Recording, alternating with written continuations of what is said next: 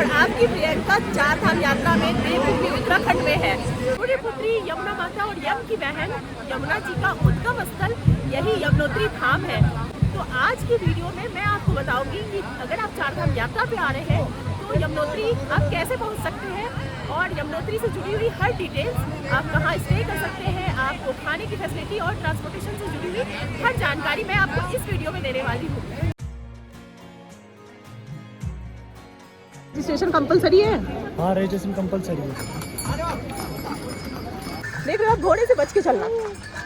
यात्रा के दौरान लेडीज को पीरियड्स आ जाते हैं तो आप आंटी जी क्या बोलेंगे उनके लिए? कुछ पे ऐसा बारकोड था। हो रहा है?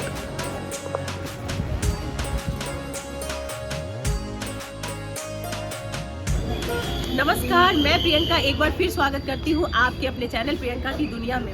और आपको जहाँ तक पता है कि मैं चार धाम यात्रा पे निकली हूँ 20 अप्रैल से ही, और मैंने गंगोत्री, केदारनाथ और बद्रीनाथ की ओपनिंग सेरेमनी आपको दिखाई। और अब मैं जा रही हूँ अपने यात्रा के आखिरी पड़ाव पे, जो कि है यमुनोत्री धाम, जो कि चार धामों में आता है। कल मैंने बद्रीनाथ में दर्शन किए और काफ़ी लेट होने जाने की वजह से हमें रास्ते में श्रीनगर में स्टॉप लेना पड़ा। और अब हम श्रीनगर से निकल रहे हैं आगे की तरफ, यानी कि बारकोट या जानकी चट्टी में आज का स्टे होगा और कल हम यात्रा करेंगे यमुनोत्री धाम की। तो चलते हैं और इस यात्रा को आगे बढ़ाते हैं और आप सब मेरे साथ बने रहिएगा और मैं करवाऊंगी आपको यमुनोत्री धाम के दर्शन। तो निकलते हैं अपनी यात्रा पे।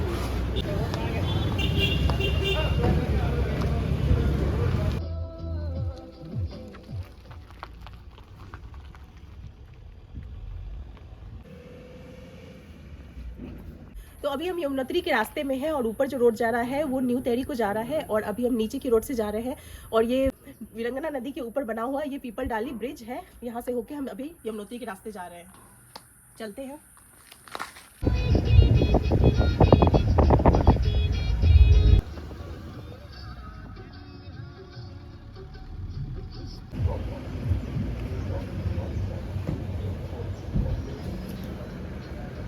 तो दोस्तों, कल मैं निकली थी श्रीनगर से जानकी चट्टी जाने के लिए, जहाँ से यमुनोत्री का ट्रैक शुरू होता है। लेकिन और रात काफ़ी होने की वजह से हम जानकी चट्टी तक नहीं पहुँच सके, और बारकोट और जानकी चट्टी के बीच में हमने कल का स्टे लिया था।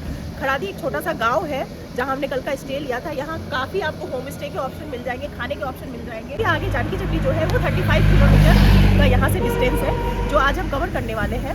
और उसके आगे 6 किलोमीटर का ट्रैक करके हम जाएंगे यमुनोत्री धाम दर्शन करने के लिए। तो बने रहिएगा वीडियो के साथ, हम आपको ले चलते हैं आज जानकी चट्टी और आगे यमुनोत्री धाम के दर्शन के लिए।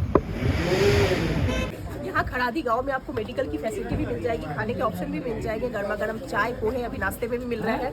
मैंने यहाँ मेडिकल स्टोर से स्ट्रेप्सिल्स लिया है क्योंकि मेरे गला में थोड़ी खराश हो चुकी है। बद्रीनाथ में मेरी तबीयत बहुत ज़्यादा ही ख़राब थी, मैं फीवर था मुझे, लेकिन फ़िलहाल थोड़ी ठीक हूँ, तो इसलिए मैंने गले की खराश के लिए स्ट्रेप्सिल्स लिया है। अगर मेरी आवाज़ आप तक नहीं पहुँच रही है तो समझ जाना कि मेरी आवाज़ थोड़ी ख़राब है। तो चलते हैं, आज अब यहाँ तक आए हैं तो यमुनोत्री धाम के दर्शन करके ही जाएंगे। तो चलिए शुरू करते हैं यमुनोत्री धाम की यात्रा।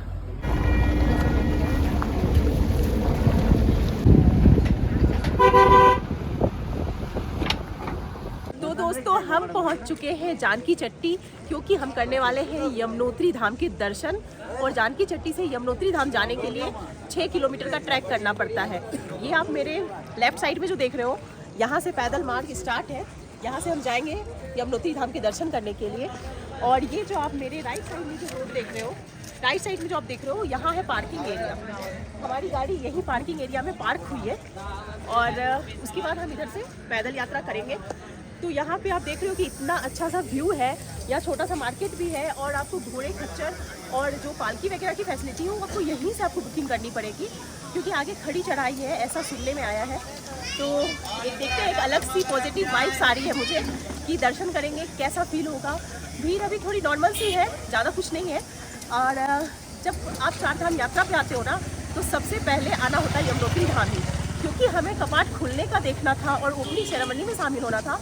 इसलिए हम पहले गए थे गंगोत्री, केदारनाथ और बद्रीनाथ, उसके बाद हम आए हैं यमुनोत्री धाम। तो अभी हम जाएंगे यमुनोत्री धाम के दर्शन करने। चलते हैं पैदल यात्रा के लिए। 6 किलोमीटर का ट्रैक है और दिखाती हूँ क्या क्या फैसिलिटी गवर्नमेंट ने, प्रशासन ने यहाँ की है, क्या क्या मिल रहा है खाने को, कैसी सुविधा है, रहने को क्या मिल रहा है। निकल चुकी हूँ यमुनोत्री धाम के ट्रैक पे, तो अभी मुझे यहाँ पालकी दिख रही है, तो चलिए पूछते हैं इनसे प्राइस क्या है पालकी की और कितना टाइम लगता है। हाँ जी, प्राइस क्या है? 8,000 8। है कि 8,000 गवर्नमेंट ने रेट डिसाइड की है, 8,000 गवर्नमेंट ने रेट डिसाइड की है। अप डाउन दोनों उसमें हो जाएगा। ये बोल रहे हैं कि 2 घंटे में ये आपको पहुंचा देंगे। अगर हम पैदल जाते हैं तो इनका कहना है कि 3 से 4 घंटे जाएंगे हमारे। यमुनोत्री धाम का ट्रैक छोटे छोटे गांव से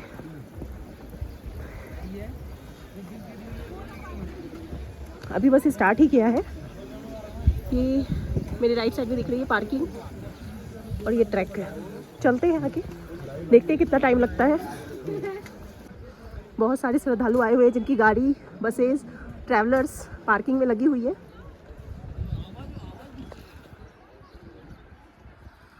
और ये छोटे छोटे शॉप्स हैं जिसमें पानी की बॉटल्स, जूसेस, कुछ स्नैक्स मिल रहे हैं।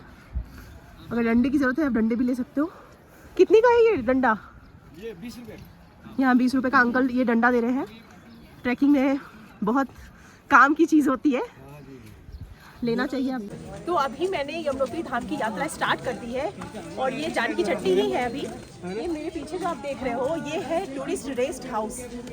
यहाँ पे आपको 2,000 पर नाइट के हिसाब से रूम मिलते हैं, लेकिन इसकी एडवांस बुकिंग करनी होती है, ऐसे नहीं मिलेगा। डॉर्मेट्री की प्राइस है 500 रुपये यहाँ पे, और अगर आपको पूरा डिलक्स रूम चाहिए तो उसका 2,000 कॉस्ट है। और इसके पास ही आपको मुझे दिख रहा है यहाँ पे GMVN।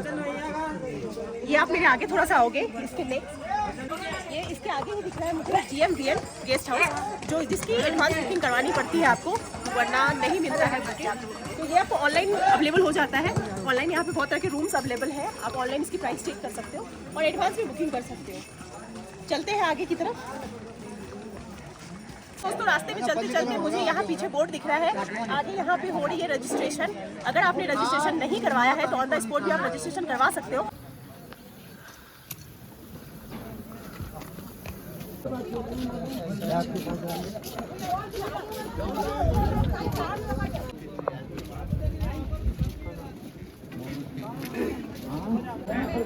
ये नीचे जो दिख रहा है वो ही है घोड़ा पड़ाव, हालांकि ऊपर भी मिल जाते हैं।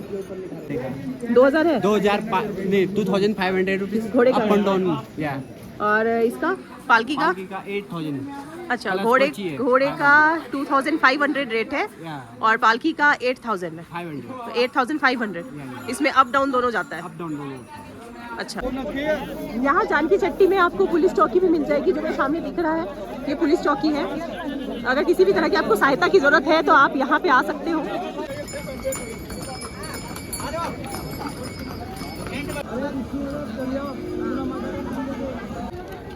क्योंकि यहाँ रजिस्ट्रेशन कंपलसरी है।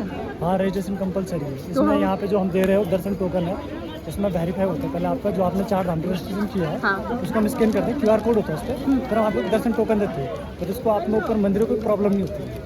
अच्छा, अगर किसी ने नहीं करवाया है तो? अब इसमें तो बहुत सारे यात्री वैसे छूट भी जाते हैं, लेकिन जो हमें इसमें होता है उतना हम करते हैं। अच्छा, अगर किसी ने नहीं कराया तो ऑन द स्पॉट भी करेंगे रजिस्ट्रेशन? हाँ हाँ, हम इसको देते हैं। ऑन द स्पॉट भी करेंगे। हाँ, आपको तो दोस्तों मैं एक किलोमीटर आगे आने पे यहाँ पे रजिस्ट्रेशन स्कैन हो रहा है और मैंने अपना रजिस्ट्रेशन यहाँ स्कैन कराया। यहाँ से यात्रा टोकन मिलता है और उसके बाद ही आप आगे की यात्रा यहाँ से शुरू कर सकते हैं। आगे आपको कोई परेशानी ना हो और गवर्नमेंट को पूरी डाटा दी जाती है, इस वजह से यहाँ पे स्कैन किया जाता है। तो ये सर है जिन्होंने मुझे यात्रा टोकन दिया है, ये रहा मेरा यात्रा टोकन। और सर बताएंगे कि ये कंपलसरी है सबके लिए? सबके लिए compulsory ma'am, all premium ma'am. अच्छा, और इसकी डाटा क्या गवर्नमेंट को जाती है? जी मैम, ऑनलाइन डेटा जाती है मैम। तो इससे क्या आपको काउंट होता है कि कितने यात्री आए? मैम डेली का रूटीन पता चलता है मैम। अच्छा, तो ये डेली का रूटीन पता होता है कितने यात्री यहाँ पे दर्शन किए हैं।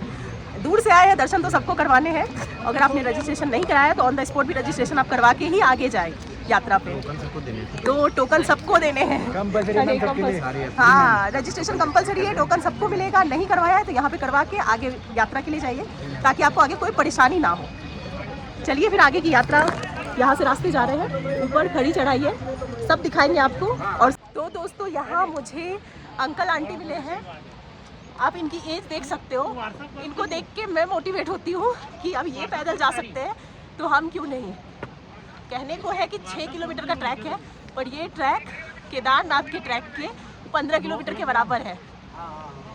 ये पूरी खड़ी चढ़ाई है और अंकल आंटी इतनी दूर से 4 धाम यात्रा पे आए हैं और इस एज में ये पैदल जा रहे हैं। तो आप सोच सकते हो कि जब तक थोड़ा शरीर को कष्ट ना हो तो भगवान ऐसे दर्शन नहीं देते। रास्ते में एक शॉप मिली है जहाँ हर कुछ पे ऐसा बारकोड था।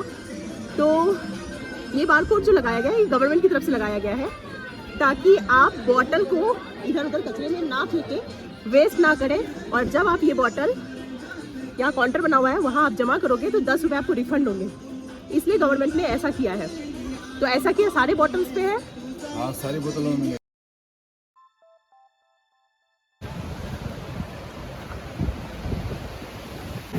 तो दोस्तों चलते चलते मुझे यहाँ पे दिख रहा है कि यहाँ ऑक्सीजन निःशुल्क उपलब्ध है।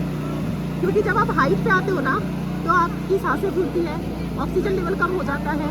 तो यहाँ बिल्कुल यमुनोत्री धाम से 3 किलोमीटर पहले जहाँ पे आपको ऑक्सीजन की फैसिलिटी मिल जाती है। तो दोस्तों यहाँ मुझे मिली है ये आंटी जी जो नागपुर से आई है। आंटी जी से मैं बात कर रही थी कि अगर यात्रा के दौरान लेडीज़ को प्रॉब्लम आ जाती है, पीरियड्स आ जाते हैं, तो आप आंटी जी क्या बोलेंगे उनके लिए? आप भी लेडीज हो, दर्शन करने के लिए आए हैं तो दर्शन करके तो जाएंगे ही, पूजा नहीं करेंगे तो ऐसे भी आपको मंदिरों में भगवान को छूने तक तो देते हैं नहीं। अब इतनी दर्शन कर सकते हैं भगवान का प्रति। तो आप ये नेचुरल चीज़ें हैं और हर एक लेडीज़ के साथ ये प्रॉब्लम है। तो हम लेडीज़ होने के नाते इस चीज़ को बुरा नहीं मानते हैं। और क्योंकि हम माँ यमुना के दर्शन करने आए और इतनी दूर से आए हैं तो अच्छा नहीं लगता है। तो माँ नाराज़ बिल्कुल नहीं होगी। अगर आपके साथ ऐसी प्रॉब्लम हो जाती है तो बिल्कुल घबराए नहीं, आप दर्शन करें, बेझिझक करें। हमारे बड़े बुजुर्ग भी बोलते हैं कि दर्शन किए बिना जाना नहीं चाहिए। तो हम इतने दूर से आए तो दर्शन जरूर करेंगे। चलिए, जय यमुना मैया की, हमारे दर्शन करवा दें। चलते हैं बस।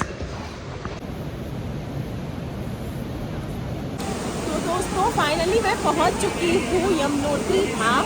मेरे पीछे मंदिर दिख रहा है और यमुना माता का मंदिर है और यही वो स्थान है जहाँ पे यमुना नदी का उद्गम हुआ है।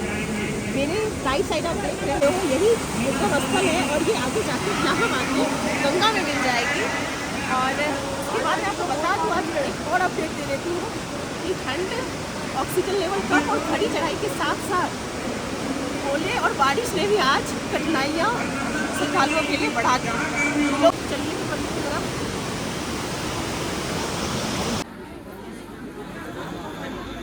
तो दोस्तों आपके सामने यमुना माता का मंदिर पूरा सजा हुआ।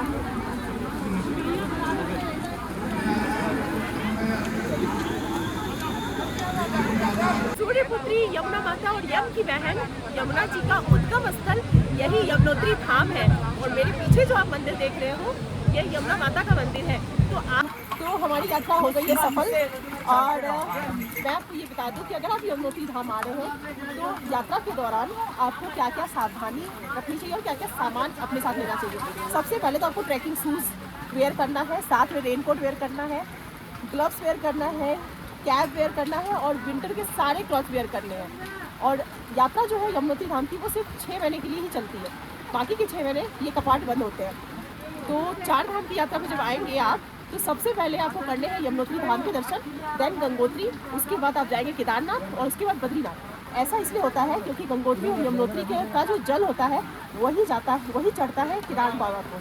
तो मैं ट्रांसपोर्टेशन का भी बता देती हूँ कि यात्रा में अगर आप आते हैं तो आपको पहुँचना पड़ेगा हरिद्वार।